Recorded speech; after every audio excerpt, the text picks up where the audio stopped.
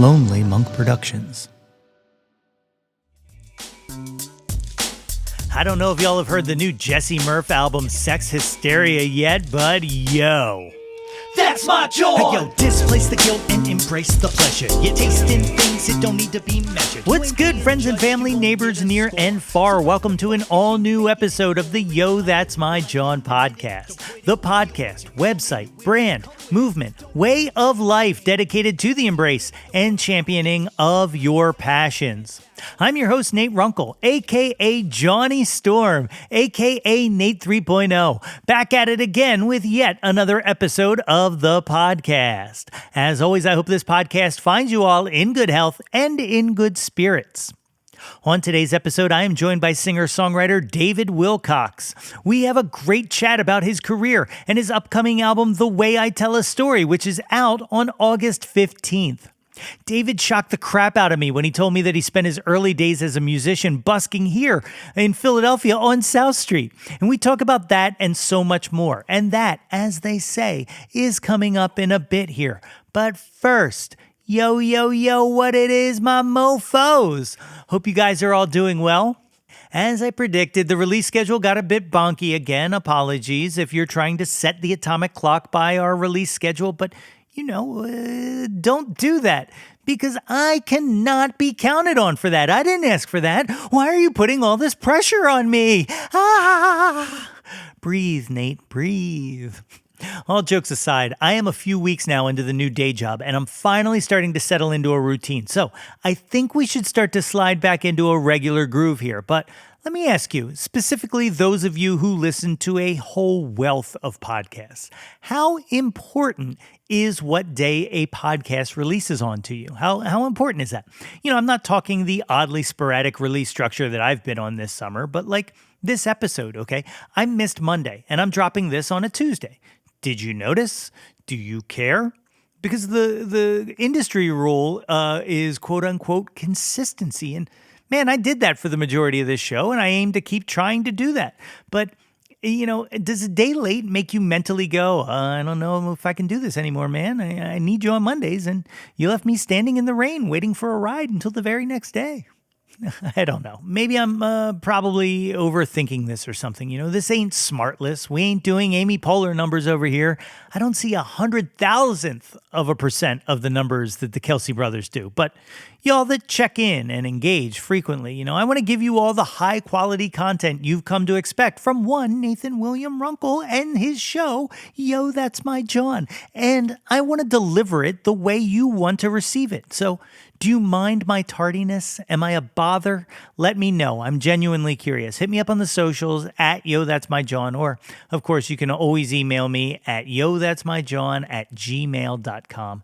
And, while you're doing all of that, of course, you can always visit us on the web at www.yothat'smyjawn.com. Help yourself to some merch and stuff like that up there.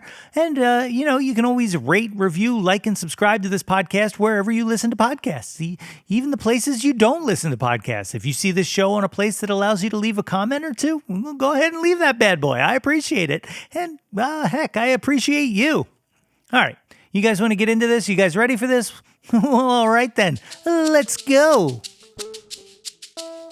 My guest today is a singer, songwriter, guitar player who, in his own words, makes, quote, folk music for your actual soul, end quote. He's a musician's musician, a writer's writer, and a seeker whose gift lies in making the personal feel universal. His latest album, the brilliant The Way I Tell a Story, is out August 15th, and it shimmers with musical sophistication, but leaves just enough space for the listener to feel what he has always done best: tell the truth, gently, but without apology. Folks, it is my honor to welcome to the show, David Wilcox. Ladies and gentlemen, I'm joined today by the great David Wilcox. David, thank you for joining me on Yo, That's My Jawn. My pleasure. So I'm super excited to talk. I've been a fan for a while. I don't know if you can tell by my T-shirt or not, but I'm a WXPN listener, and so I'm quite familiar with your music throughout my whole life, as they're pretty big supporters of you. And so it's super excited to chat today. Thanks. I always like to start these things off in the Wayback Machine. So tell me a little bit about yourself growing up. Where did you grow up? Well, when my wife first met my mom and my dad, she asked them, "So what was Dave like growing up?" And they said, "He wasn't here because I was always out on my bicycle." Oh, So that was my first big John. yeah. Oh, that's amazing. That was my escape. I grew up in Northeast Ohio, east of Cleveland.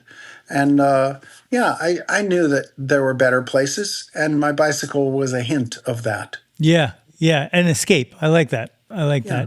that. There's kind of like a longing for escape in a lot of your music too. Like it Yeah. kind of is a quality theme throughout Yeah. your art. What was music like around the house? What were your folks listening to? My brother was listening to all kinds of interesting stuff, Frank Zappa and Captain Beefheart. And my dad was listening to old jazz and classical and some folk music. And yeah, and he bought all the Beatles records. So yeah, it was good. Yeah. What were you playing music early in life or No, no, I didn't start playing guitar till I was 18. oh really? Yeah. Okay, yeah, I was like, I think I was about 15 or 16 the first time. I taught myself how to play. I used to work in a music store in the front while the owner gave guitar lessons in the back. And while he Yeah. was teaching people Mary Had a Little Lamb, I was teaching myself like Over the Hills and Far Away by Led Zeppelin out front. Nice. So like, Beautiful. when you picked it up at 18, did it come pretty quickly to you or? Well, I spent a lot of time because it just felt like a refuge. It felt like that it knew something about me that I wanted to know. It felt like my heart was suddenly filled with hope. And I thought, what's that? I've never had that feeling before. Yeah. Your playing feels like an expression of self. I mean, like it kind of feels like if it almost like if you were mute for 18 years and then maybe you finally had a way to say the things that you were feeling, if that makes Yeah. sense. Wow. Beautiful. Yeah. Thanks. So lyrically, were you a writer as a kid, like in high school and stuff like that, or? Not really. I mean, mostly just adventure, mostly just bicycling as far away from home as possible. Yeah. Yeah. So like you start playing around 18. When do you start kind of like writing your own stuff?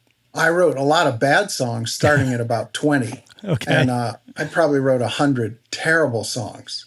And it was, I knew that that was the process. So I had this notebook that had on the very first, the cardboard front page, on the inside, it said, "I would love to write a good song." The next page, it said, "But." It said, "In order to write a good song, I'm going to have to write 100 bad songs." And then the next page said, "Bad song number one." That's great. Do you remember that first song at all, or? Not at all. No. I mean, yeah, I could, I guess, sing it, but it's derivative and embarrassing, and it's That's just fair. horrible. That's fair. I understand that. Yeah. When so you're working through writing out all the bad songs and stuff. When do you start performing out? Well, I was doing open mics and stuff really early. And, by the time I was 22, I was teaching guitar, like at a summer camp kind of thing. And I thought I was a good teacher because I knew what it's like to have your fingers hurt.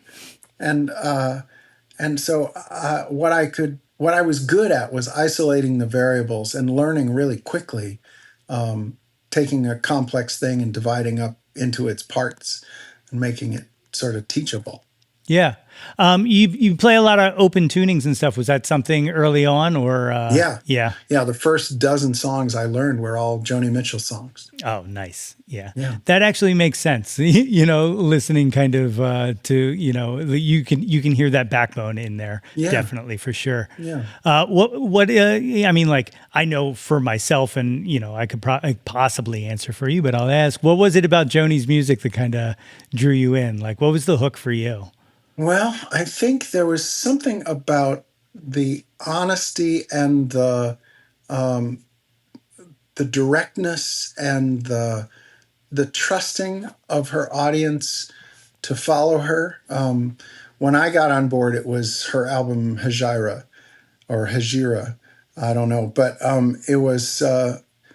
There were people who would love one aspect of what she did, and then she would change, and I loved that. I loved how she trusted the audience and trusted her muse, and it just felt like she was using music to tell the truth, find her tribe, and somehow it felt like she could take her pain and change it into beauty. And that's what sort of made me realize that music wasn't just a commodity, it was like therapy.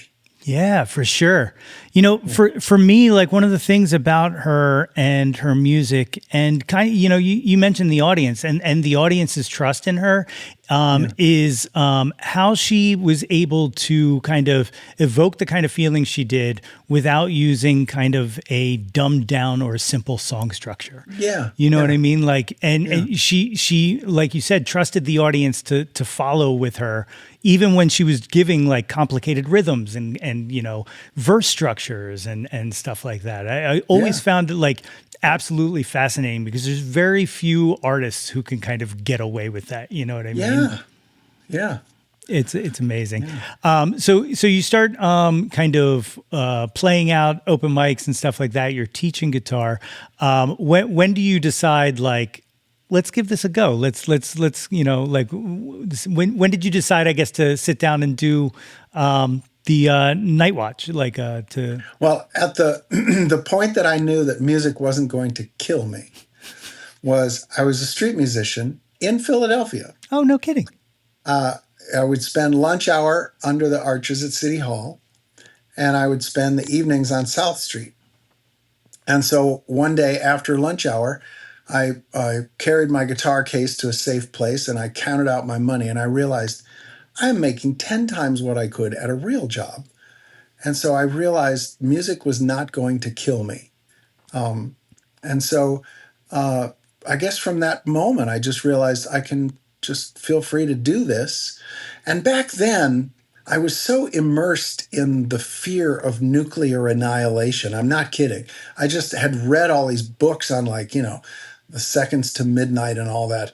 And so I just kind of thought, my life is going to be very short. All our lives are going to be very short. I'm going to spend mine doing something I love. I love that.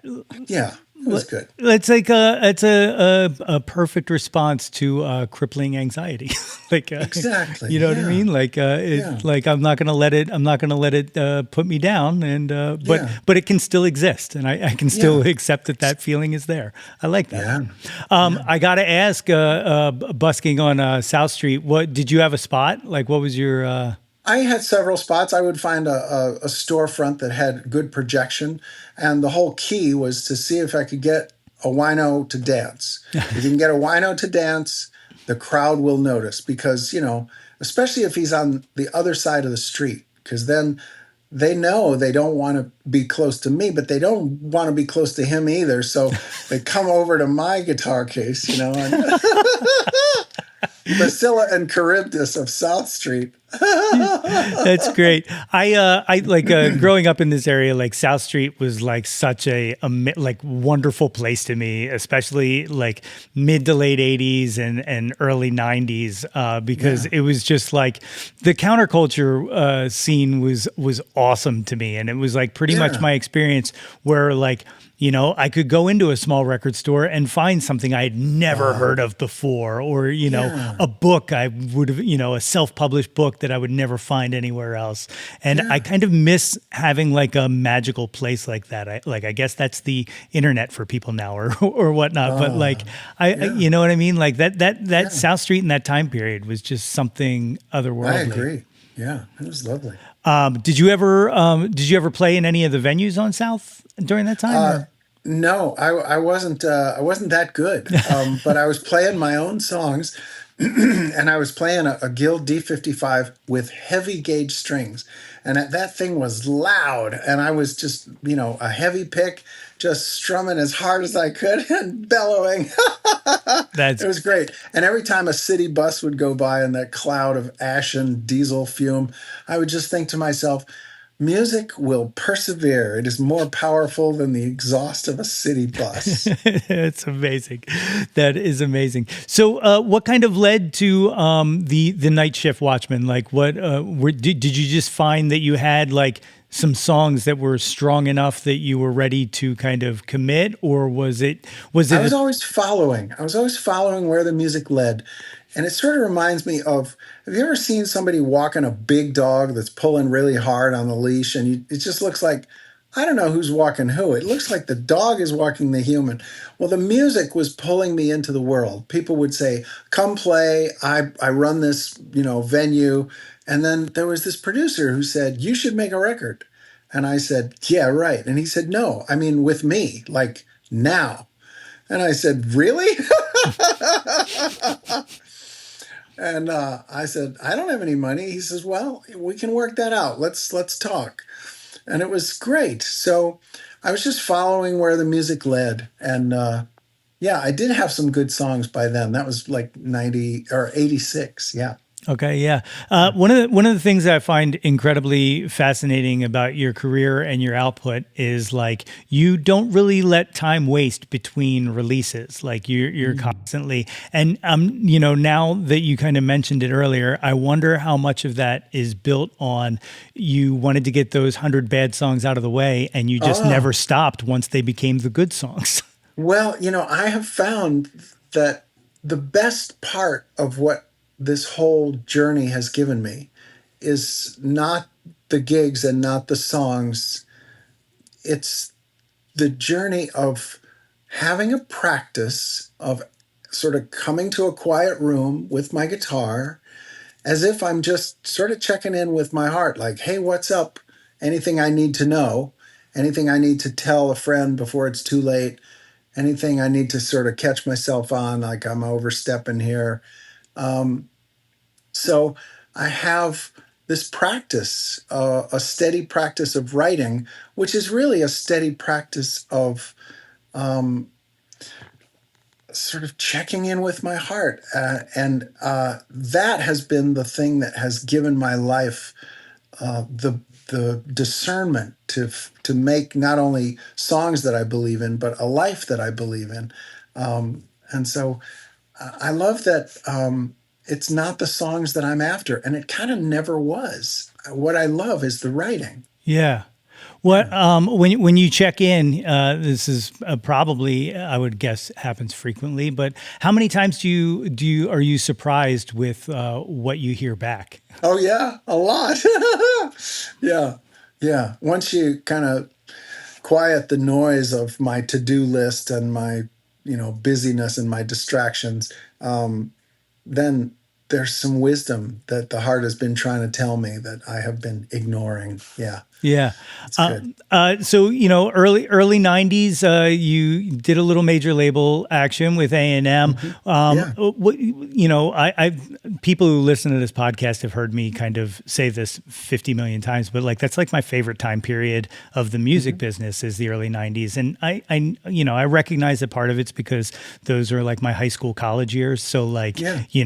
I have high reverence for that time period of my life or whatnot. But like I find that the label structure, they were much more interested in trying things at that time, Sure. whereas Yeah. whereas It now. was for it was for tax reasons. Had everyone had bought their record collection again because of CDs, and they had all this money, so they had to invest it somewhere. Yeah, it's so true. What Yeah. wa- what would did you have a favorable major label Oh yeah, time it was period? lovely. Yeah, they never expected me to make the money, so I got to make the records I wanted to make, and it was really cool.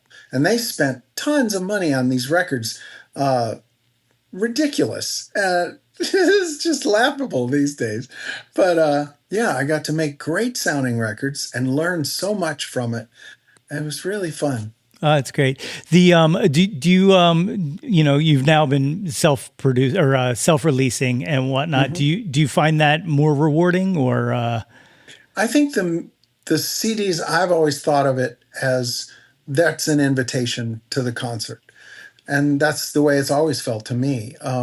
So uh, I have the amount of freedom is not really different now, um, and I love that I get to make the decisions that I used to delegate, um, and I'm better at it now. So it's good that I do that. Yeah. yeah?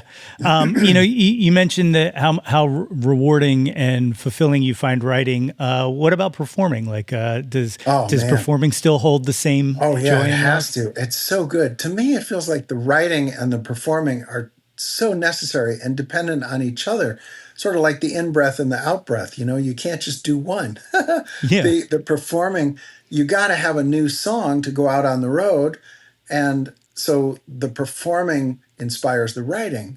But then when you have a new song, you can't wait to go out there and play it. It's this beautiful balance, I think. Yeah. Yeah. The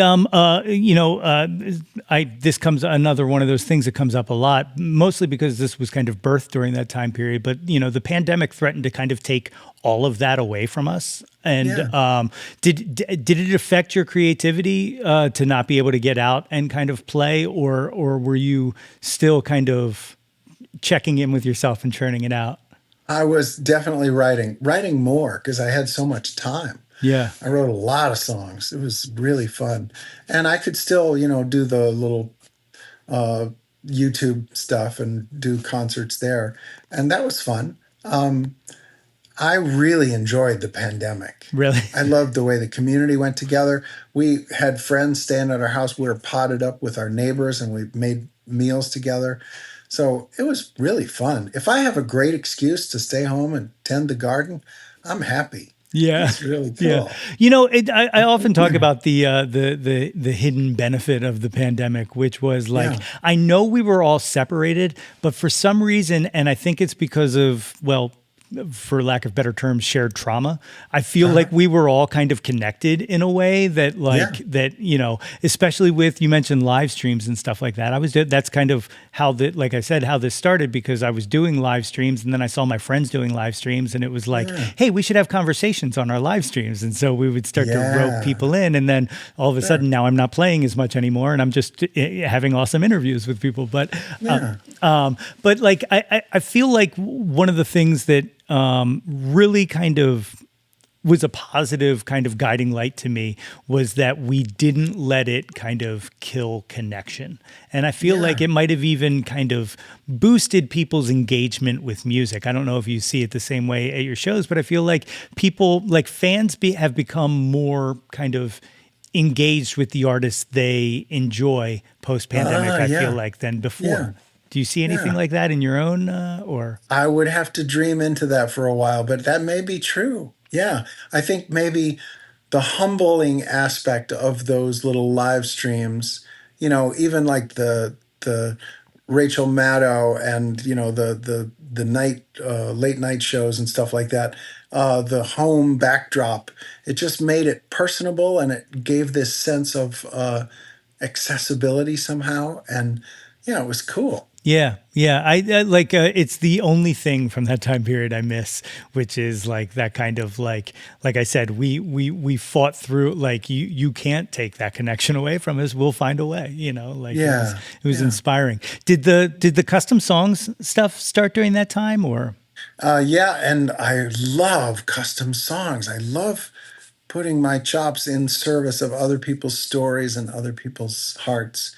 And I've done a lot of custom songs now, probably 75 of them.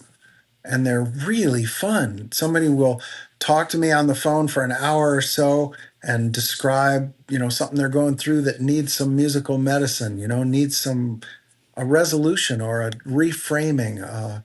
And it's how we tell the story of the past. It doesn't change the past, but it changes the meaning of the past. And sometimes people need a song to feel it differently. Yeah. And it's been really fun.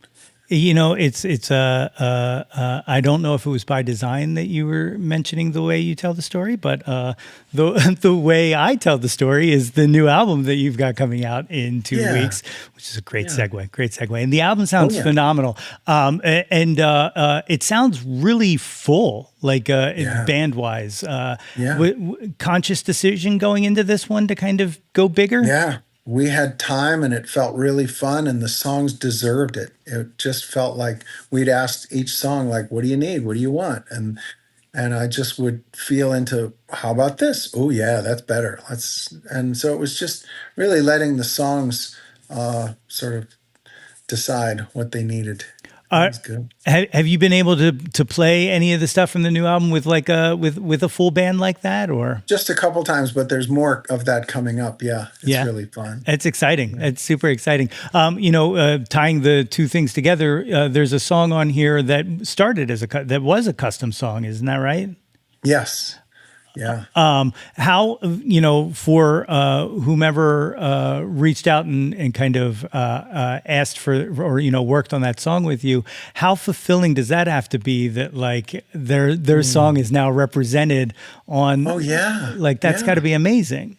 Yeah, it is pretty fun. And yeah, I love the honesty and the, if somebody comes to you, ready to pony up some perfectly good money for a song, then they know like why they want it.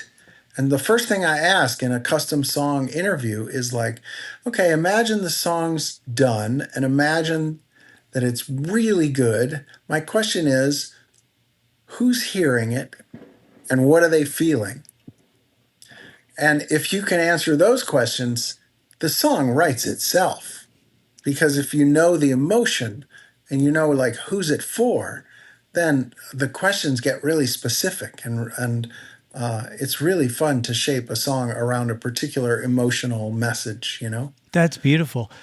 You talk about checking in and surprising yourself, working with people on custom songs. Has there been surprises that have, like, I guess, let me put it this way, because it kind of feels therapeutic to me, Yeah. like what that process would be like. Has there been any instances where the person who kind of requested the custom song found something they weren't expecting?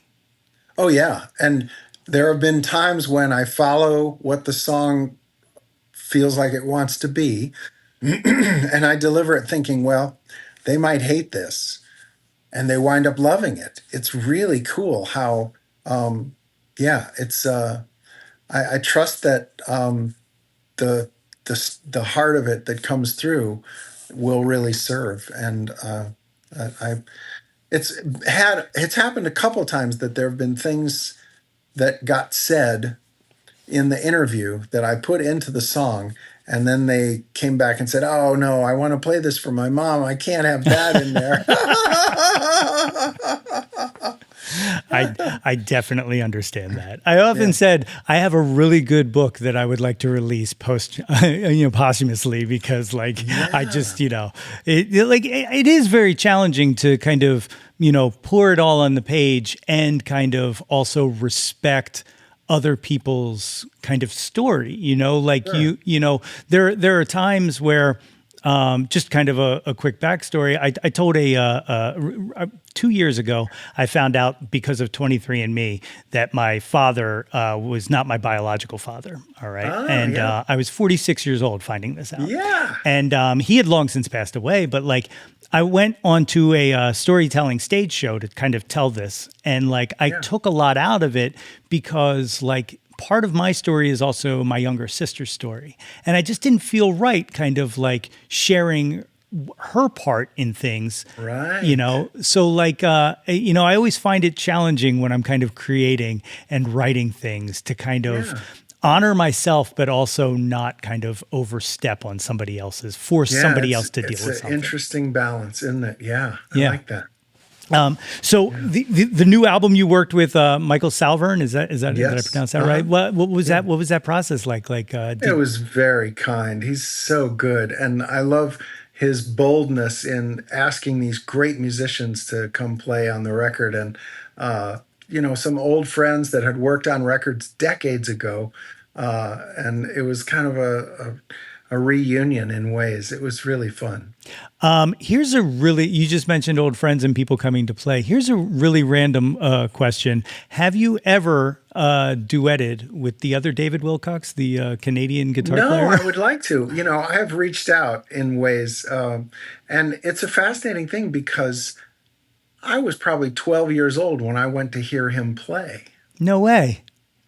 My family was on vacation in Toronto, and my mother was just looking at the local paper, and she said, "Oh, look at this. Here's your name in the paper." And I said, "What?" She said, "Yeah, David Wilcox. It says Riverboat Cafe. Apparently, there's someone named David Wilcox who's a musician." Of course, then I'd never played guitar. I wasn't a musician, but she said, "Do you want to go? It's apparently just down Young Street. It's down not far away." I said, "Really?" And I walked there from our hotel, and I went to hear the other David Wilcox at the Riverboat Cafe. And I still remember he was great. He was playing acoustic back then, and it was lovely. That's incredible. That's absolutely incredible. There was this guy, there was another Nate Runkle out there who played bass in a Uh-huh. band called, I want to say they were called like Randy Burke and the Prisoners or something like that. And we became Facebook friends. And I always wanted to reach out and kind of record a song together that was just like Yeah. the Nate Runkles. But sadly, he passed away a few years ago. We never got to do Wow. it. But I always find it amazing when there's people with the same name who, make music and like how, it's not like a blood harmony, but it's kind of like a name blood Yeah, harmony. yeah, yeah. It's fun. Yeah. So the new album comes out on the 15th, and you're kind of touring this around. You're at I believe, the Bryn Mawr concert series around here, isn't that right? I actually was scheduled to do that just a little while ago. Oh, And yeah, I wound up canceling just because the gig before that, I had this weird, like, food poisoning, and oh it was no. a very satisfying gig. You talk about favorite things. My favorite thing is a gig that I do well, even under adversity. It feels so satisfying.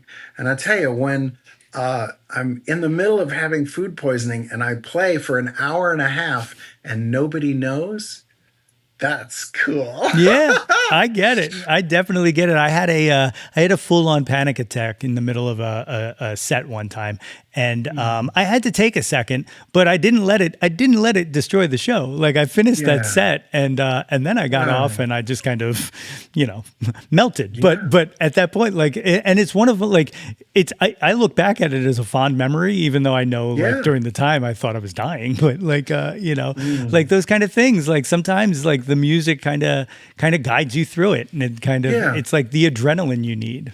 Well said. Yeah. Yeah. Cool. So you're out promoting this album and stuff like that. I gotta ask, you're probably already working on the next one. Am I right? There are new songs, yes, and I record them as I write them, and so there's a bunch of stuff sort of stewing on Yeah. the back burner. What is you've kind of we've touched upon, you've done self-releasing, you've done label release and stuff like that, but what is releasing music like for you in 2025? Like I know there was a thing in the press release about like I'm not trying to go viral or whatnot on this, but also you want people to hear your music. So like do you find it I don't want to say difficult, but do you find it challenging, or is it just kind of the nature of the beast? I think that it's very satisfying, and it's very satisfying releasing stuff digitally because you can do it so quickly. And it's really satisfying feeling the reaction, when people respond. And a lot of my songs are, it's not just that they have a pleasing sound. The reasons for me singing are not the sound of my voice and the way that I play.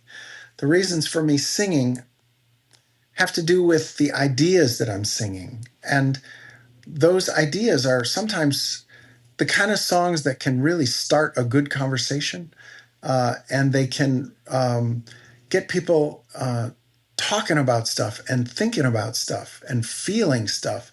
And so that's a way that it really opens my world in fascinating ways. Like now, when I travel, there's friends that I stay with.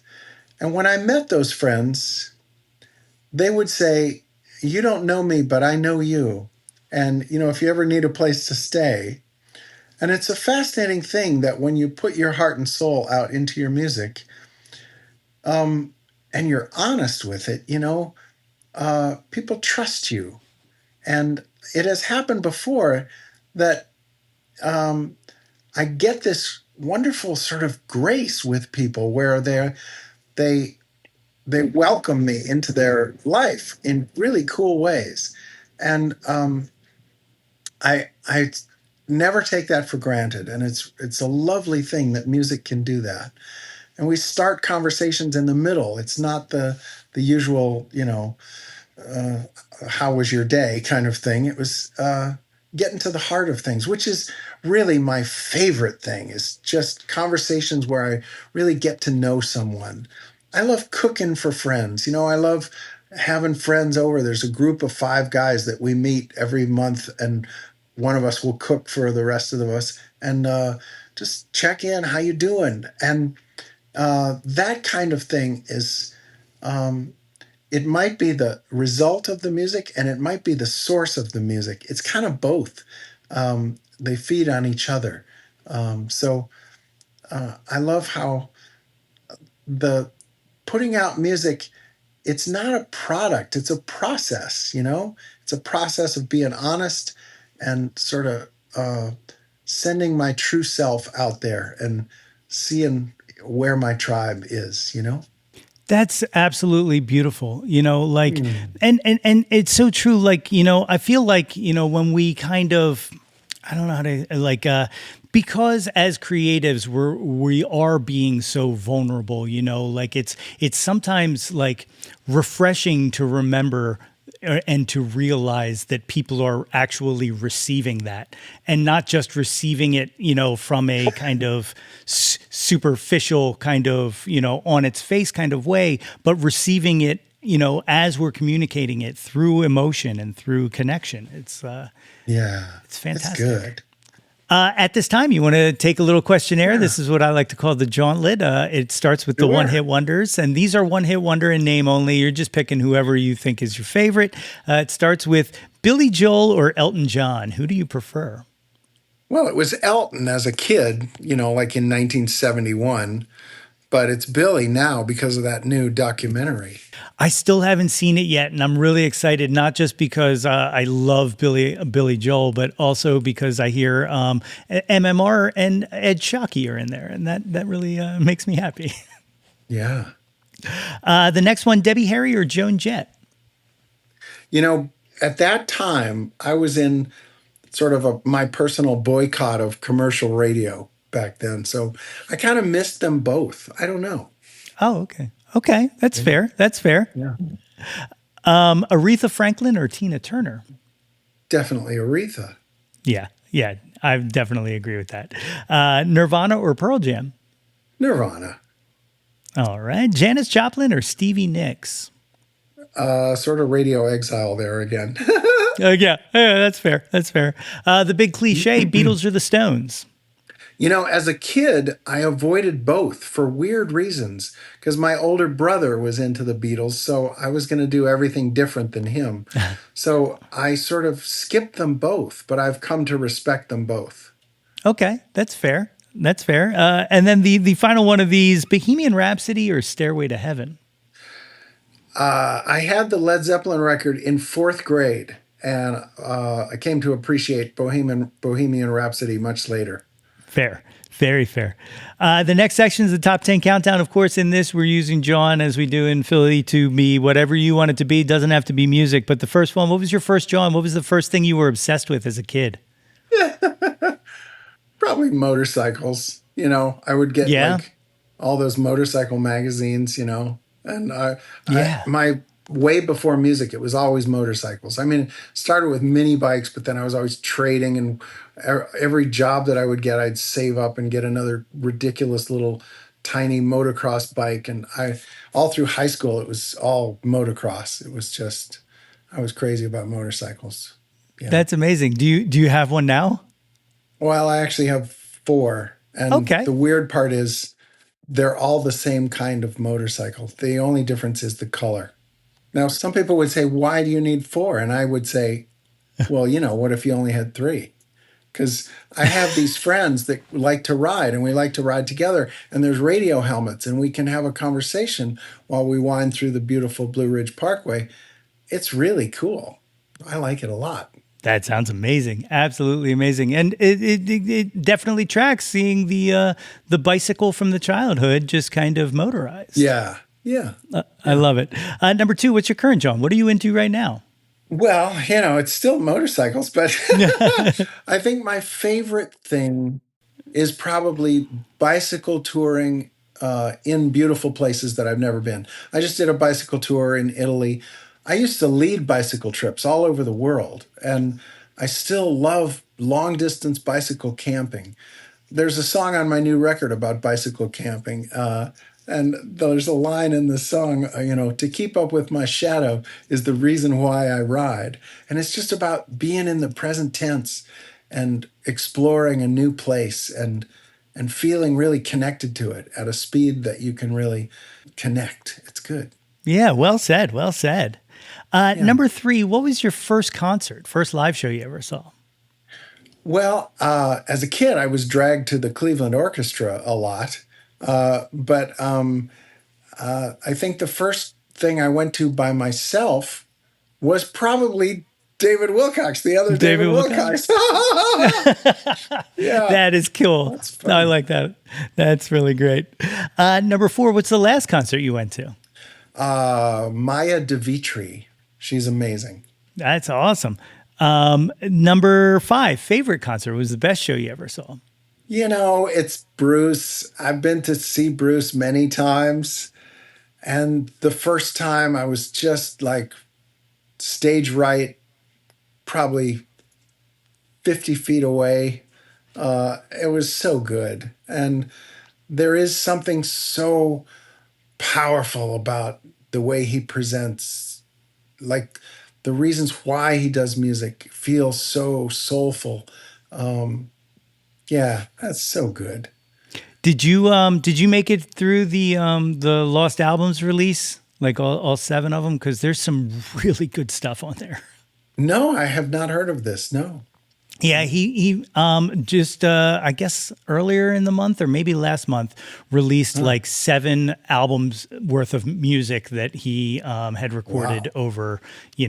over his entire career that he just never that just were kind of sitting in the vaults collecting dust. Wow. And there's some really beautiful stuff in there. Definitely got to check Well, that out. that's nice that he let it out instead of being buried with it. Yeah. Yeah, I Cool. think I think he said he's got one more batch that he's going to drop, and then that's Wow. it. Everything's out there. So Yeah. Good. it's so cool. Number six, who have you never seen live that you wish you could have? They can be living or dead. Living or dead? Ah, well, Yeah, then I'd have to go with Slim Galliard and Slam Stewart. I was born about 60 years too late, but I would love to see Slim Galliard and Slam Stewart in about 1938. fantastic answer. I gotta check it out. Are there archive recordings of any Yes. live shows? Because that's amazing. Yes. Some film stuff. Yeah. That's amazing. Number seven, name an unappreciated, John. Something you wish people paid more attention to. One of my favorite singer songwriters is Jessica Hoop, Hoop. She's amazing. She writes huge ideas in beautiful songs and just life changing stuff. Big. It's Oh, really it's great. good. I'll have to check that out after we finish this. That sounds fantastic. Number eight, favorite album. Right now, it's probably Rituals by Niall McCabe. Okay, okay, not familiar. It's another. You're giving me a lot of really good homework. I like this. Oh, good. I like this. Number 9, name an artist whose output you'll consume anything they release. Declan O'Rourke. Oh, okay. I forget who. I can't remember if it was a guest or someone had suggested me some, like maybe a year and a half ago, and I just fantastic stuff. Absolutely fantastic stuff. Yeah. And the 10th and final of the top 10 countdown. What is your favorite Jawn of all time? Can be anything you want it to be. I think it's, in terms of like number of times I've been given absolute bliss, it's probably a tie between the outdoor shower. Now, for me, the outdoor shower, first thing in the morning, sky's just starting to get light. You've got blue sky, you've got cold air, you've got warm sun, and you've got hot water. And to me, you know, it's just like looking up at the trees. The outdoor shower, it's a bliss portal. But then my morning smoothie, oh my God, it's so good. Do you switch it up, or is it do you do the same recipe every day? It can switch around some, yeah, but it's always got the righteous protein powder and the almond milk and the wild blueberries. Got to be the wild blueberries, the ones from Maine, yeah. And it's got to be the frozen bananas and the walnuts, and it's just so good. That's amazing. You know what I've gotten really turned on to recently in the past few months is coconut milk. I've been for smoothies and any kind of like a matcha and stuff like that. Coconut, man, that really soars. I'm a big fan. Have you heard the song by that name? I'm late to it. There's a beautiful song called Coconut Milk by Linda Waterfall. And the topic of it will definitely surprise you. It's a beautiful metaphor. That is absolutely fantastic. So the new album, The Way I Tell the Story, is out on August 15th. Is there physical copies of this available, or? I don't know if they're available yet, but soon. Okay, yeah. It will be up on Bandcamp as well, though, right? I think so, yeah. I love to delegate. Yeah, I like that's good. That's good. You have enough on your plate. You can let some other people handle some stuff. Yeah.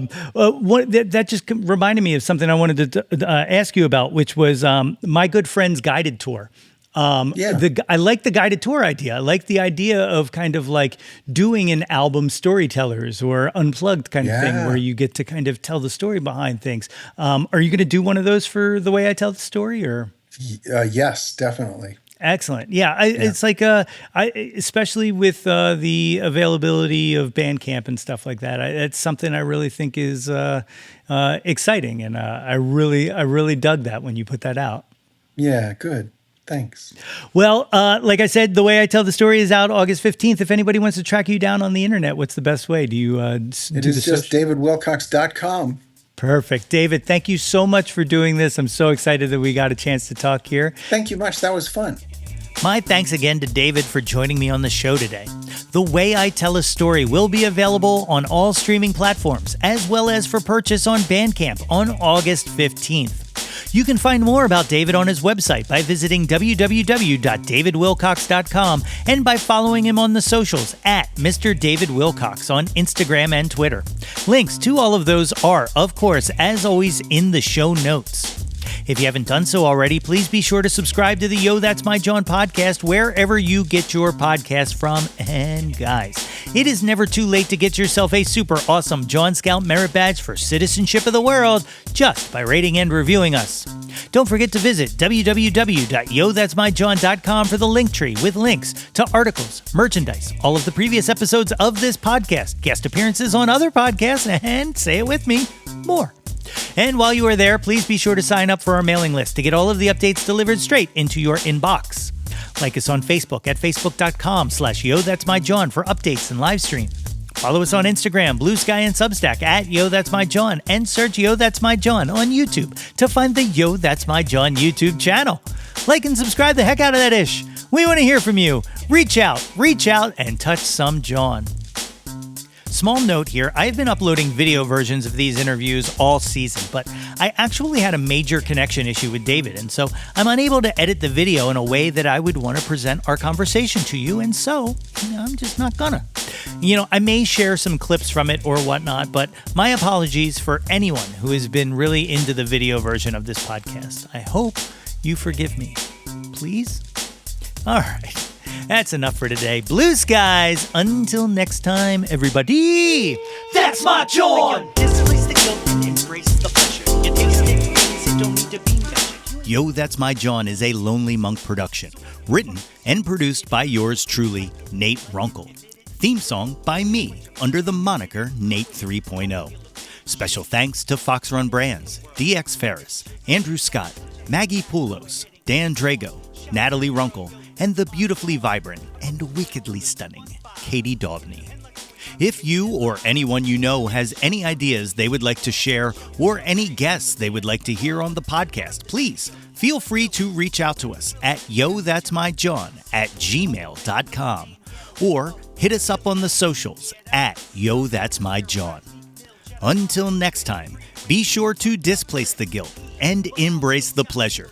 Tilt your head back and shout to the world, yo, that's my Jawn.